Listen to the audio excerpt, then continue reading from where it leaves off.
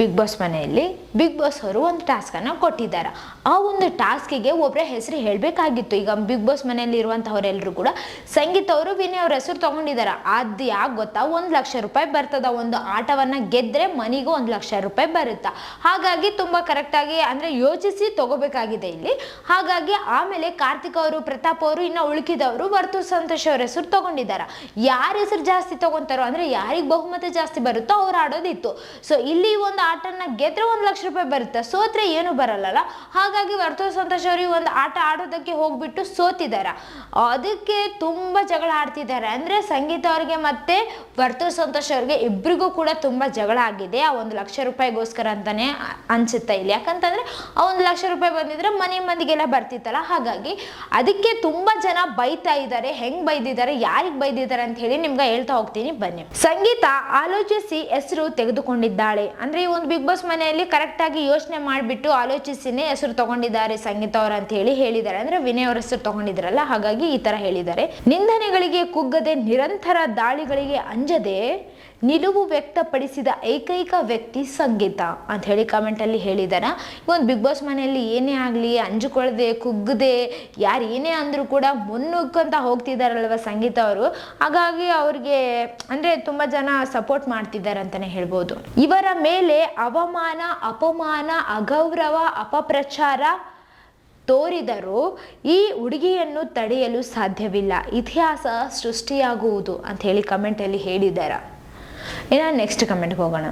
ನೇರವಾಗಿ ಮಾತನಾಡೋರಿಗೆ ಶತ್ರುಗಳು ಜಾಸ್ತಿ, ಆದ್ರೆ ಬಣ್ಣದ ಮಾತು ಆಡೋರಿಗೆ ಬೆಲೆ ಜಾಸ್ತಿ. ಸ್ಟೇ ಸ್ಟ್ರಾಂಗ್ ಸಂಗೀತ ಅಂತ ಹೇಳಿ ಒಂದು ಕಮೆಂಟ್ ಅಲ್ಲಿ ಹೇಳಿದ್ದಾರೆ. ಒಂದು ಬಿಗ್ ಬಾಸ್ ಮನೆಯಲ್ಲಿ ಅಂತಲ್ಲ, ಎಲ್ಲಿ ಆದ್ರೂ ಕೂಡ ಬಣ್ಣದ ಮಾತುಗಳನ್ನು ಆಡೋರಿಗೆ ಮಾತ್ರ ಬೆಲೆ ಜಾಸ್ತಿ. ಯಾರು ನೇರವಾಗಿ ಮಾತಾಡ್ತಾರೋ ಅವರಿಗೆ ಒಂದು ರೆಸ್ಪೆಕ್ಟೇ ಇರಂಗಿಲ್ಲ. ಅಂದ್ರೆ ಶತ್ರುಗಳು ಜಾಸ್ತಿ ಅಂತಾನೆ ಹೇಳ್ಬೋದು. ಯಾಕಂತಂದ್ರೆ ಇದ್ದಂಗೆ ಹೇಳ್ತಾರಲ್ವಾ, ಹಾಗಾಗಿ ನೇರವಾಗಿ ಮಾತಾಡ್ಬಿಡ್ತಾರೆ, ಎದುರಿಗೆ ಮಾತಾಡ್ತಾರಲ್ವಾ, ಅಂತವ್ರಿಗೆ ಶತ್ರುಗಳು ಜಾಸ್ತಿ ಅಂತಾನೆ ಹೇಳಿದ್ದಾರೆ ಈ ಒಂದು ಕಮೆಂಟ್ ಅಲ್ಲಿ. ಅದು ನಿಜಾನೇ. ಬಿಗ್ ಬಾಸ್ ಮನೆಯಲ್ಲೇ ಅಂತಲ್ಲ, ಹೊರಗಡೆ ಕೂಡ ಪ್ರಪಂಚದಲ್ಲಿ ನೇರವಾಗಿ ಮಾತಾಡೋರಿಗೆ ಅಷ್ಟು ಬೆಲೆ ಇರಂಗಿಲ್ಲ. ಆಮೇಲೆ ಶತ್ರುಗಳು ಕೂಡ ಜಾಸ್ತಿ. ಆದ್ರೆ ಯಾರು ಈ ಕಡೆದು ಆ ಕಡೆ, ಆ ಕಡೆದು ಈ ಕಡೆ ಮಾತಾಡಿ ಬಣ್ಣದ ಮಾತುಗಳನ್ನ ಆಡ್ತಾರೋ, ನಕ್ಕತ್ತ ಮಾತಾಡ್ತಾರೋ, ಇಲ್ಲದಿರೋದನ್ನು ನಿಮ್ಮಲ್ಲಿ ಇದೆ ಅಂತ ಹೇಳಿ ತುಂಬಾ ಹೊಗಳ್ತಾರೋ, ಅವರು ಮಾತಾಡೋರಿಗೆ ಅಂದ್ರೆ ಅಂಥವ್ರಿಗೆ ಬೆಲೆ ಜಾಸ್ತಿ ಅಂತ ಹೇಳಿ ಒಂದು ಕಮೆಂಟ್ ಅಲ್ಲಿ ಹೇಳಿದ್ದಾರೆ ಅಂತಾನೆ ಹೇಳ್ಬೋದು. ಅದು ನಿಜಾನೇ ಇದೆ, ಪ್ರಪಂಚದಲ್ಲಿ ಅದೇ ನಡೀತಾ ಇದೆ ಅಲ್ವಾ. ನೆಕ್ಸ್ಟ್ ಕಮೆಂಟ್ಗೆ ಹೋಗೋಣ. ಎಲ್ಲರೂ ಸೇರಿ ಒಂದು ಹುಡುಗಿನ ಟಾರ್ಗೆಟ್ ಮಾಡ್ತಾ ಇದ್ದಾರೆ, ಅಂದ್ರೆ ಅವಳು ಗೆದ್ದಿದ್ದಾಳೆ ಎಂದರ್ಥ ಅಂತ ಹೇಳಿ ಕಮೆಂಟ್ ಅಲ್ಲಿ ಹೇಳಿದ್ದಾರೆ. ಅಂದ್ರೆ ಎಲ್ಲರೂ ಕೂಡ ಸೇರ್ಬಿಟ್ಟು ಸಂಗೀತ ಅವ್ರನ್ನ ಟಾರ್ಗೆಟ್ ಮಾಡ್ತಾರಲ್ವಾ, ಅಲ್ಲೇ ಅವ್ರು ಗೆದ್ದಿದ್ದಾರೆ ಅಂತ ಹೇಳಿ ಹೇಳಿದ್ದಾರೆ. ಸಂಗೀತ, ನೀನ್ ಏನೇ ಹೇಳಿದ್ರು ಅದರಲ್ಲಿ ತಪ್ಪು ಹುಡ್ಕೋ ಜನರನ್ನ ಇಗ್ನೋರ್ ಮಾಡು ಅಷ್ಟೇ ಅಂತ ಹೇಳಿ ಒಂದು ಕಮೆಂಟ್ ಅಲ್ಲಿ ಹೇಳಿದ್ದಾರೆ.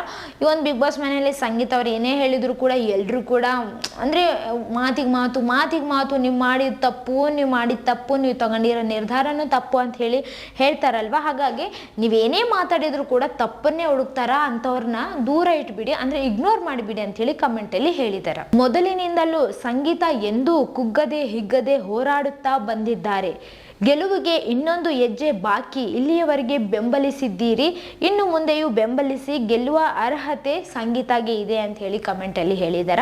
ಅವರ ಅಭಿಮಾನಿ ಅಂತ ಹೇಳಿ ಅನಿಸ್ತಿದೆ ಇಲ್ಲಿ. ಈಗ ಅಂದ್ರೆ ಸಂಗೀತ ಅವರು ಇಲ್ಲಿವರೆಗೂ ಕೂಡ ತುಂಬಾ ಕುಗ್ಗದೆ ಹಿಗ್ಗದೆ ಬಂದಿದ್ದಾರೆ. ಇಲ್ಲಿವರೆಗೆ ಹೋರಾಟ ಮಾಡ್ಕೊಂಡೆ ಆಟವ ಗೆದ್ದುಕೊಂತ ಇಲ್ಲಿ ತನಕ ಬಂದಿದ್ದಾರೆ. ಇನ್ನು ಮುಂದೆ ಕೂಡ ಅವ್ರಿಗೆ ಇದೇ ತರ ಪ್ರೋತ್ಸಾಹಿಸಿ, ಬೆಂಬಲಿಸಿ ಅಂತ ಹೇಳಿ ಈ ಒಂದು ಮಾತನ್ನ ಹೇಳಿದ್ದಾರೆ. ಆಮೇಲೆ ಗೆಲ್ಲುವ ಅರ್ಹತೆ ಸಂಗೀತ ಅವರಿಗೆ ಇದೆ ಅಂತ ಹೇಳಿ ಕೂಡ ಹೇಳಿದ್ದಾರೆ.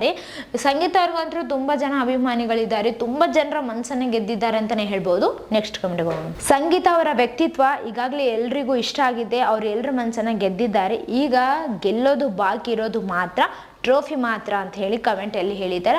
ಎಲ್ಲರ ಮನಸ್ಸನ್ನ ಗೆದ್ದಿದ್ದಾರೆ, ಎಲ್ರಿಗೂ ಅವ್ರ ವ್ಯಕ್ತಿತ್ವ ಏನಂತ ಹೇಳಿ ಗೊತ್ತಿದೆ, ಅವ್ರ ವ್ಯಕ್ತಿತ್ವ ಎಲ್ರಿಗೂ ಇಷ್ಟ ಆಗಿದೆ.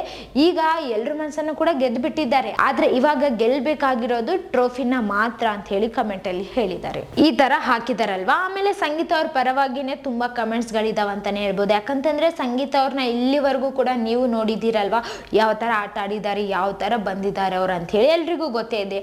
ತುಂಬಾ ಹೋರಾಟ ಮಾಡ್ಕೊಂಡು ಬಂದಿದ್ದಾರೆ ಅಂತಾನೆ ಹೇಳ್ಬೋದು. ಹೋರಾಡ್ತಾನೆ ಬಂದಿದ್ದಾರೆ. ಅಂದರೆ ಯಾರು ಏನೇ ಅಂದರೂ ಕೂಡ ಏನೇ ಮಾಡಿದ್ರು ಕೂಡ ನಾನು ಅಂಜಲ್ಲ ಅಂತ ಹೇಳಿ ಬಂದಿದ್ದಾರೆ ಅಂತಲೇ ಹೇಳ್ಬೋದು. ಅವ್ರು ಇಲ್ಲಿವರೆಗೂ ಕೂಡ ತುಂಬ ಚೆನ್ನಾಗಿದೆ ಅವ್ರ ಸ್ಟೋರಿ ಅಂತಲೇ ಹೇಳ್ಬೋದು. ಈಗ ಮತ್ತೆ ಕಮೆಂಟ್ಸ್ ಕೆಳಗಡೆ ಯಾವ ಥರ ಇದಾವಪ್ಪ ಅಂತಂದರೆ, ಪ್ರೋಮೋ ನೋಡಿ ಮರಳಾಗಬೇಡಿ ಅಂತ ಹೇಳಿ ಕಮೆಂಟಲ್ಲಿ ಹೇಳಿದ್ದಾರೆ. ಜಗಳ ಆಗಿರೋದು ಸಂಗೀತ ಮತ್ತು ವರ್ತೂರ್ ನಡುವೆ ಅಲ್ಲ ಅಂತ ಹೇಳಿ ಕೂಡ ಕಮೆಂಟಲ್ಲಿ ಹೇಳಿದ್ದಾರೆ. ಅಂದರೆ ಈ ಒಂದು ಬಿಗ್ ಬಾಸ್ ಮನೆಯಲ್ಲಿ ಪ್ರೋಮೋ ಮಾಡೋರು ಮಹಾತ್ಮ ಯಾರೋ ಅವರು ಸಂಗೀತ ಮತ್ತು ವರ್ತೂರ್ ಅವ್ರಿಗ ಸಿಂಕ್ ಮಾಡಿಬಿಟ್ಟಿದ್ದಾರೆ. ಇಲ್ಲಿ ಜಗಳ ಆಗಿರೋದು ವರ್ತೂರ್ ಸಂತೋಷ್ ಅವ್ರಿಗೆ ಮತ್ತು ಸಂಗೀತ ಅವ್ರಿಗೆ ಅಲ್ವೇ ಅಲ್ಲ ಅಂತೇಳಿ ಹೇಳ್ತಾ ಇದ್ದಾರೆ.